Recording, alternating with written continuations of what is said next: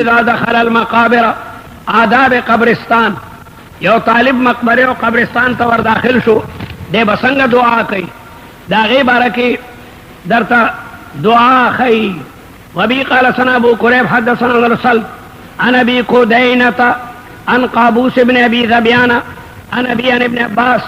رضي الله تعالى عنهما قال مر رسول الله صلى الله عليه وسلم بقبور المدينة فاقبل عليهم رسول الله ورته متوجه شو دا آداب د زیارت القبور دی چې قبله ته بشا کې او مړی ته مخ کې اکثر په قبر کې چې مړ خلک دینو د مړی مخ قبله طرف ته کې نو تبا قبله ته شا کې او مړی ته مخ کې دا آداب د زیارت القبور دی فاقبل عليهم رسول الله متوجه شو په خپل مخ مبارک مړو ته نو ورته وی چې السلام علیکم یا اهل القبور یغفر الله لنا ولکم انتم سلفنا تاسو زمغه مخکینی ونحن بالاثر ومغم در پسیو حق لار دا پدی مغم تاسو پسیر روانیو او نورو روایاتو کی زیاد ٹکی دی السلام علیکم اهل الدیار من المؤمنین والمسلمین ونحن ان شاء الله بكم لاحقون انتم لنا سلف ونحن بالاثر يغفر الله المستقدمين منا باقاعدہ دا دعاګانې مختلف روایاتو کې راغلي دي دا السلام علیکم نا بالظاهر دا معلومیږي چې مړي اوري لکه دا مسلک د حضرت عمر او دا عبد الله ابن عمر ده دا السلام علیکم نا معلومیږي چې مړي اوري او دا مسلک د حضرت عمر او دا ابن عمر ده او ام المؤمنین حضرت عائشہ رضی اللہ تعالی عنہ وی مڑی ناوری مسئلہ بین الصحابہ اغلق یاد اختلافی دا شوافیم دا مڑی دا اوری دو قائل دی امام ابو حنیفہ نا دی بارک سنس ندر آغلے دمرا دا چی دا فقی و مسئلہ دا کیو سڑیوی چی واللہ لا اکلمکا یو طالب بل طالب توی لا اکلمکا بیا دا مخاطب طالب مرشو او دا بل طالب وردی قبر تا سنگا اللہ یار امام سے وی دا خبرہ چه دے دا قبر سرکی پا دین حانی سیگی نو دین بعضی کسانو دا مستنبت کا چه امام صاحب دا سماع موتا قائل ندے حالانکہ دا دان تا بیلا مسئلہ دا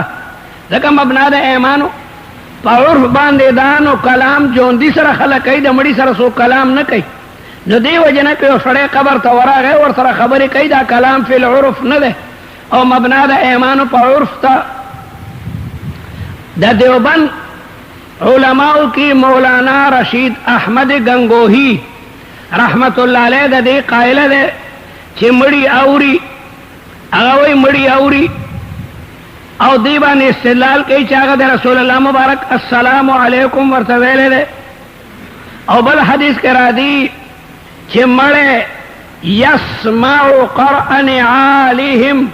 د خلکو د خپوت د پڼو چغار موري دغه ورته نکیر او منکر راشي نکیر او منکر مړی ته دومره زر راځي چې لا د جنازې خلک چې کوم قبر جوړ کو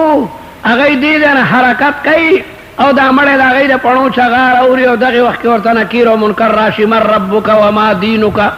تپوسونه ترې شروع کي نو د یسمع قرأ نعالهم نه معلومیږي چې مړي اوري دغه وجه امام بخاری باب راړي باب المیت یسمع خفق النعال مړی اوري د پڼو چغاره باب راړي امام بخاری او دارنګ رسول الله مبارک چې د بدر په بندر کوی ودرېدو د بدر په بندر کوی کې او یا تنا غټ غټ کافران چې مسلمانانو وجلیو هغه ورغردول بندر کوی ته او رسول الله راغه او دا هغه سره خبرې کوي بیا چا ورته وی چې ولی اوري نو رسول الله وی والذی نفسی بیده زما دې په غرب قسمی چې دا چا په قدرت کې زما روح ده ما انتم باسمع نه تاسو زیات اوریدونکي د دې مړونه دا مړي چې دما خبره څنګه اوري تاسو هم دا څنګه اوري نو قلیب بدر کې چې کوم مشرکان پراتو رسول الله دا غي بارکو فرمایل چې والذي نفسي بيده ما انتم باسمع لما اقول منهم د دین تاسو زیات ناوري. دغه رنګ اکثر علما د سماع موتا قائل دي. شیخ الاسلام ابن تیمیہ دغه کتاب د اقتداء الصراط المستقیم په دوا سره اقتداء الصراط المستقیم هغه کې وایي چې واستماع الميت للاصوات من السلام والقراءة حق. مړه د خلکو سلام موري او که یو سړی قرات کوي یا څه کوي دا باقاعده اوري. دغه رنګي نور علما هغه د دې قائل دي. نواب صدیق حسن خان چې هغه لوی اهل حدیث دغه کتاب دی دلیل الطالب، هغه په دلیل الطالب کې لیکي چې ان جميع الاموات من المؤمنين والكافرين في الادراك والسماع وعرض الاعمال ورد الجواب متساوون. دا ټول برابر دي. کافرم باقاعده خبره اوري، کافر تم په قبر کې حیات شته، حیات برزخی، ځکه خو هغه باندې عذاب راځي او هغه د هغې احساس کوي. بیا د هغه نه اوچت حیات د مؤمن دی، هغه د جنت د نعیم مقیم تماشا کوي. بیا د هغه نه اوچت حیات د شهید دی. ولا تقولوا لمن يقتل في سبيل الله اموات بل احیاء. بیا د هغې نه د اوچت حیات د پیغمبرانو دی. ان الله حرم اجساد الانبیاء علی الارض. لیکن هغه حیات د دنیا د حیات پشان نه دی. بعضې بریلیان ډېر زیات چې کوم دی نو دغه کوي چې رسول الله دقسې ژوندی دی لکه توزه چې ژوندي یو، باقاعده هغه غوښې خوري او روټۍ خوري، بیبیانې ورته ورځي، اکو بکو وایي. هغه حیات د دنیا د حیات پشان نه دی. نو دی وجه نه د جانبینو نه افراط او تفرید ته. بعضې وایي پیغمبران بالکل جماعت دی لکه کاڼې، نو دا هم زیاتی دی. او بعضې وایي چې نه داسې حیات دی لکه د دنیا خیر روټۍ پکې خوري او دارنګې بیبیانې ورته راځي. علیاذ بالله عجیبه عجیبه خبرې دي. وعلى كل حال علماء په مابین کې مسله د سماع اختلافي ده. لیکن بار بار درته وایم که دو طالبان دي کې بحث کوي نو د آدابو به خیال ساتئ، دلایل پیش کوئ، ټیک ته بحوث، لیکن یو بل ته د کفر نسبت مه کوئ چې څوک سماع موتا مني نو کافر دی، چې څوک نه مني نو کافر دی. ځکه مسله د حضرت عمر د ابن عمر او د بیبي په منځ کې اختلافي ده. حضرت عائشہ رضی الله تعالی عنہ ابن عباس دا دواړه د سماع موتا قائل نه دي. هغوی په دې آیت باندې استدلال کوي انک لا تسمع الموتا. ته نشې اورولی مړو ته، ته مړو ته نشې اورولی. لکه څنګه چې یو سړی اصحاب څنګه دی انک لا تسمع الموتا ولا تسمع صم الدعاء. کون چې مخامخ نو بیا هم ستا شونډو ته خو ګوري او وایي جوړه لکه دی څه خبره کوي، لیکن چې د کون شا وي څه پته ورته لګي. د کون چې شا وي هغه ته چې مخامخ نو هم نه اوري، لیکن چې ته ژبه وښودې دا بعضې طالبان ډېر رواني کون ته څه وایي نه او ښې مته ښې او وایي جوړه دی ما ته وایي ته څنګه هلې حالانکې د خبره نه یې کړي. نو دا بعضې طالبان د کون سره ټوکې کوي، ټوکې مه کوئ ته به چېرته کون شي. طالبان هر چا سره ټوکې کوي. نو یو طالب یو ګوره دې کون ته ښه دی به اوس ما ته پوره دا کړي. نو هېڅ طالب نه هغه ورته او جي ښې مته ښې ته به خندا یې ورسره وکړه چې لکه ما خو څه ویلي نه دي. نو چې د کون شا وي بیا خو پته نه لګي. نو دې وجې نه ام المؤمنین وایي چې انک لا تسمع الموتا. دا په دې خبره باندې دلیل دی چې دی نه اوري. او بل راځي ولا تسمع من فی القبور. څنګه انک لا تسمع الموتا آیت وایي.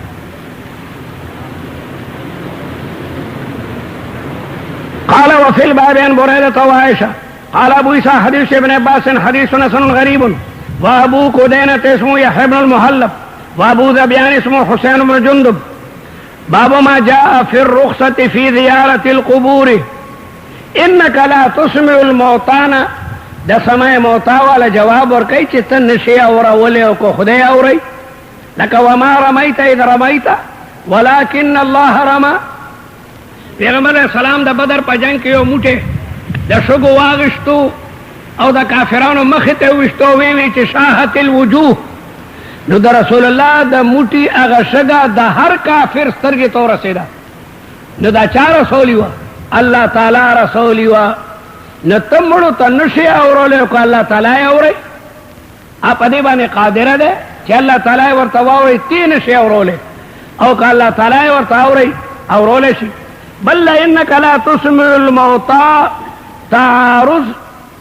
دا انه لیسمع قران علیهم سره نه ده، یو سمع یسمع ده یو ده اسمع یسمع، نو دواړو کې تعارض نشته. لا تسمع تی نشي اورولی،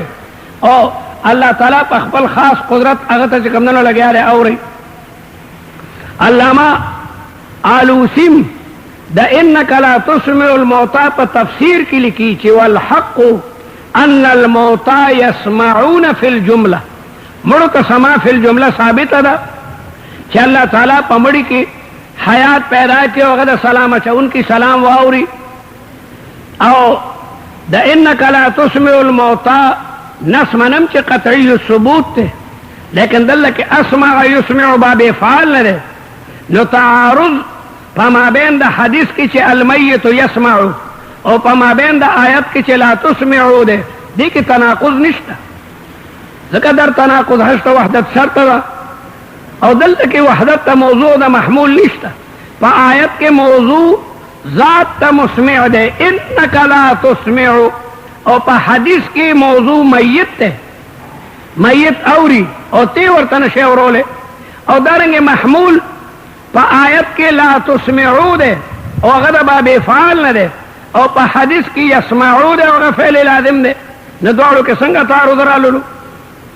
وعلى كل حال مسألة اختلافي ده. باب ما جاء في الرخصة في زيارة القبور، ده قبرون زيارة څنګه ده. وبه قال حدثنا ابن بشار ومحمود بن غيلان والحسن بن علي قالوا حدثنا ابو عاصم النبيل حدثنا سفيان عن علقمة بن مرثد عن سليمان بن بريدة عن أبيه قال قد كنت نهيتكم، رسول الله فرمائي ما مخکې منع کړی وي عن زيارة القبور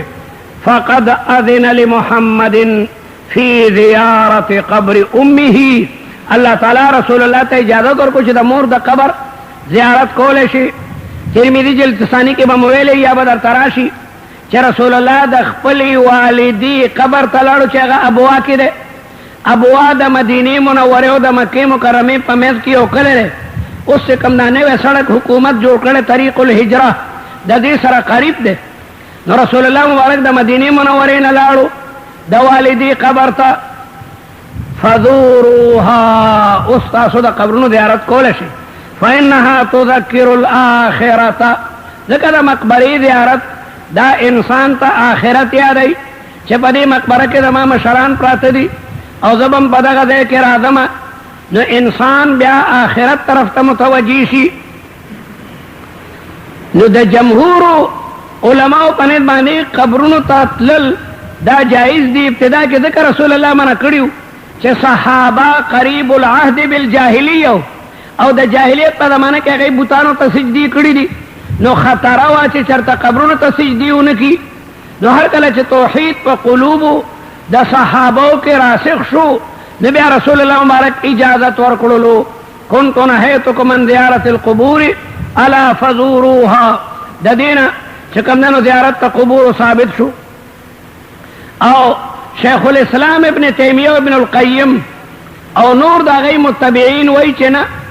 د قبرونو زیارت ته بنځي، ځکه چې حدیث کې راځي لا تشد الرحال الا الى ثلاثه مساجد. شد رحال یعنی سفر بنکه مگر دریو جمعتونو ته. نو قبرونو ته تلل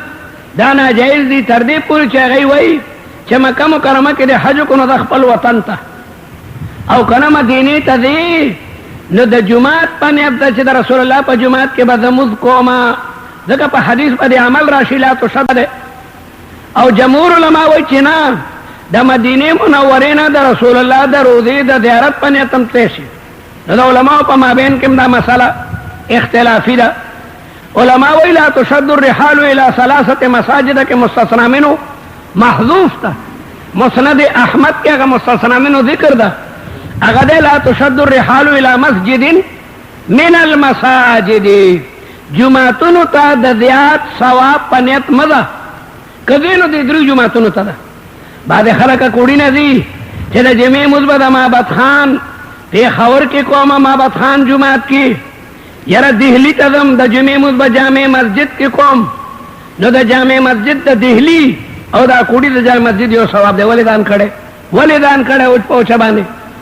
نو جمعتونه په ثوابونو کې برابر دي او کډیر شوق دی نو بیا د لار مسجد حرام ته الته یو مزیو پلکته مسجد نبوی ته ورشال ته یو مز پزر ده مسجد اقصا ته ورته الته یو مز په 500 باندې بدلیږي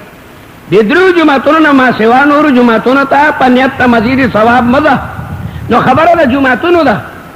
مطلق منع د سفر نه راغلی یا خو تجارت ته پارم سفر ناجائز ده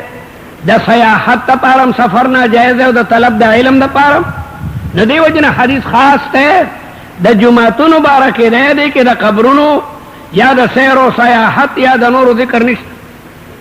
بهرحال اختلافی مسله ده البته خذ منکا ځکه هغه اجازه فضا کوي بدعات کوي د قبر کانی پدان مگی د قبر جاروگانی پدان مگی عقیده دا چې بابا و ما تزویم را کوي نو دا ټول عقیده د بدعات او د کفر او د شرک دي قد كنت نهيتكم عن زيارة القبور فقد أذن لمحمد في زيارة قبر أمه فزوروها فإنها تذكر الآخرة قال ابن رجب حنبلي او زين الدين عراقي دوار تلو بيت المقدس تا ذلك ذاتي ورشو ده ابراهيم عليه السلام قبر تا سلويخ ميلك بيا قرية الخليل له نو آلتا دا ابراهيم علیہ السلام او دا نورو پیغمبرانو قبرونه دي نو دواړه ملګری روان شو خو چې مخامخ د جماعت منارخ کار شوی نه ابن رجب حنبلی ما خو نیت بدل کو مخکې نیت دا و چې د ابراهيم علیہ السلام قبر زیارت ته ځو بیا وی ما خو نیت بدل جماعت په نیت ځم وی ولې وی حدیث کې چې را دي لا تشد الرحال الا الى ثلاثه مساجد زین الدین عراقی ورته ولې هغه ثلاثه مساجد کې دا جمعه تم داخل له پیدا خو زړه پدړې ما كنت نهيتكم عن زياره القبور الا فزورها ذو خدا زیارت ته قبر د ابراهيم پنځم نو ابن رجب هغه غلکو قال ابو عيسى حديث بريت حديث حسن سيون ولما الاولاد عند العلم لا يرون بزياره القبور بأسا وهو قول ابن المبارك والشافعي وإسحاق وبه قال سنة بن حريث حدثنا عيسى بن يونس عن ابن جريج عن عبد الله بن ابي مليكة قال توفي عبد الرحمن ابن ابي بكر بحبشي ده زينم ده قال فحمل الى مكة داغ جنازه مکه مکرمه تراله شو فدفن فيها فلما قدمت عائشة هر کله چې ام المؤمنین حضرت عائشہ مدینه منورینه مکه مکرمه تراله اتت قبر عبد الرحمن ضرور قبر تراله او بیا دا شعر وی وكنا كندمان جزيمة حقبة من الدهر حتى قيل لن يتصدع فلما تفرقنا كأني ومالكا لطول اجتماع لم نبت ليلة ما منگا ودوار ملگری دا جزیمه پشان حکمتا دیر زمانہ من الدهر دیر وقت زمانینا تردی چه خلق بوی لن یتصدع دا دو مردری بدیو بلن نجدا کیگی فلما تفرقنا ہر کل چمگا جدا شو کا انی گویا زو و مالکن دا مالک مرگرو دے مڑو لطول اجتماع سرد اگدو اجتماعنا لم نبت لکم گئیو دے رشپم ندا تیرا کری مرگره چې د سړی مړ شي ناغه ټول د وصال ردی بیا د سړی نه یری حالانکه شل کاله دو مرګري یو دیو آیو مرګره ته مړ شنو دو کاله پس بیا بالکل یری او داړو خیال هم نیو چې ما سره هغه چرته یو دی شو د ماضی هغه خبرې انسان نه ټول یری شي مولانا غلام غوث رحمت الله علیه د مفتی محمود رحمت الله علیه په وفات لوی مضمون لیکلو ترجمان اسلام کې او دا دو شعرونه لیکلي دوړو مې کې مینه و بیا معمولی اختلافات رالل لیکن اختلافاتم لله چې مفتی محمود صاحب وفات شو مولانا غلام غوث صاحب ژوندی و نو بهترین مضمون یې پې لیکلی دی او د هغې په سر کې دا دوه شعرونه لیکلي وکنا كندمان جذيمة حقبة